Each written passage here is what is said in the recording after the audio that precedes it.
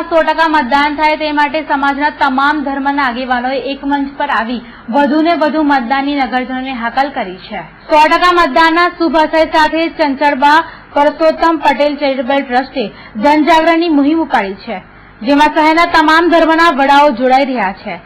આજરોજ પરમ પૂજ્ય દ્વારકેશલાલજી મહારાજના સાનિધ્યમાં જનજાગરણ અભિયાનની શરૂઆત કરવામાં આવી હતી, જે અંતર્ગત એક બેઠક યોજાઈ હતી, જેમાં હિન્દુ, મુસ્લિમ, શીખ, ઈસાઈ સહિત તમામ ધર્મના અગ્રણીઓ, સંતો ઉપસ્થિત રહ્યા હતા અને કલ્યાણ પ્રસાદ હવેલી ખાતે યોજાયેલી બેઠકમાં તમામે એક સુરે વડોદરામાં 100% મતદાન થાય તેવી હાકલ કરી હતી।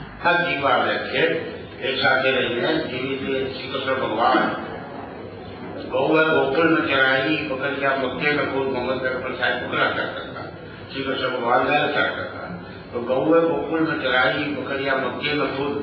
आप अहमद पड़े और आप भी गंजा है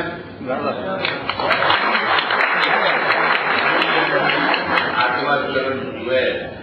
तो प्रभु शक्ति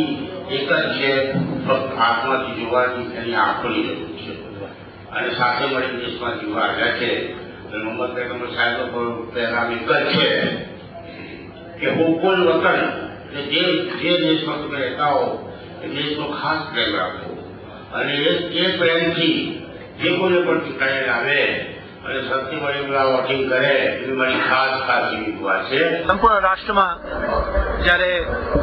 ચુનાવ અને વોટિંગ માટેના અભિયાનો પ્રારંભ થઈ ચૂક્યા છે, ત્યારે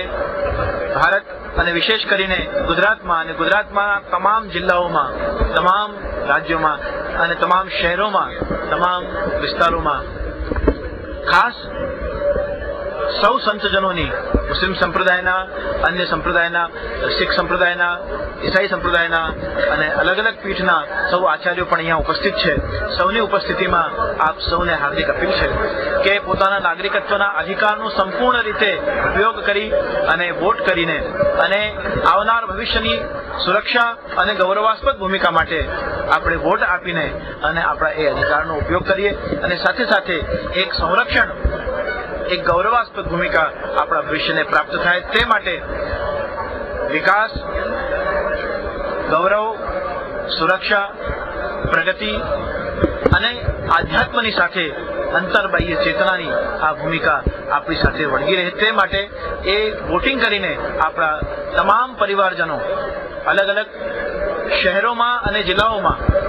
પોતે અભિયાન પ્રારંભ કરે અને વોટિંગ કરીને અને પોતાના અધિકારનો ઉપયોગ કરે, એ જ અમારા સૌ સંતજનોનું અમારું નિવેદન છે અને આપ સૌને આગ્રહ છે પ્રત્યેક સંપ્રદાયના સ્વજનો આમાં આગળ વધીને પોતાનું યોગદાન પ્રદાન કરે, એ જ મારી અપીલ છે।